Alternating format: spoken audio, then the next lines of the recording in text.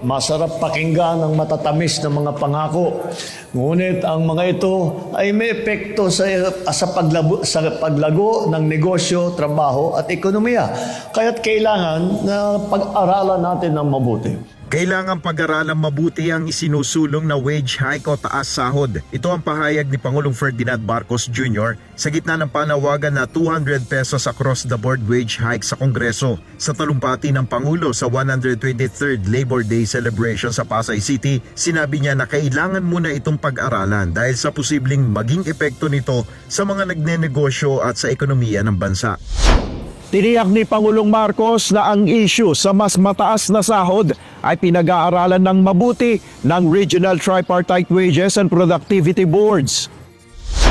We hear the call of our workers for better wages and assure you that your concerns are being addressed through the Regional Tripartite Wages and Productivity Boards. The government stands firm in its commitment to protecting and advancing workers' welfare while promoting inclusive economic development.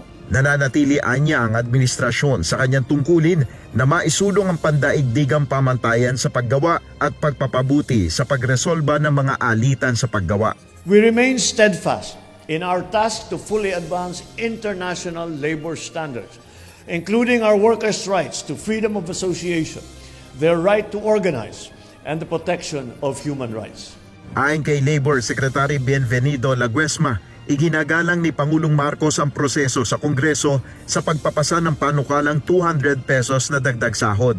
Ito anya ang isa sa nakikitang dahilan ng kalihim kaya hindi nabanggit ni PBBM sa kanyang talumpati ang tungkol sa panawagang i-certify bilang urgent bill ang nasabing panukala. Sumasang-ayon lang naman ng ating Pangulo sa proseso, no? Kasi hindi naman lahat ng usapin ay sinesertify ng ating Pangulo, pero kasama yun sa kanyang isinasaalang-alang. Nakapasa na sa third and final reading sa Senate plenary ang panukalang 100 pisong karagdagan sa sweldo ng mga minimum wage workers. Ayon kay Senador Joel Villanueva, Chairperson ng Senate Committee on Labor, Employment and Human Resource Development, magandang regalo sa mga manggagawa kung maisa sa batas ang Minimum Wage Increase Act. Inaasahan ng senador na maaprubahan rin ito ng Kamara sa muling pagbubukas ng sesyon sa Hunyo at mapirmahan na rin ni Pangulong Marcos bago matapos ang 19th Congress. Nel Maribuhok, UNTV News and Rescue.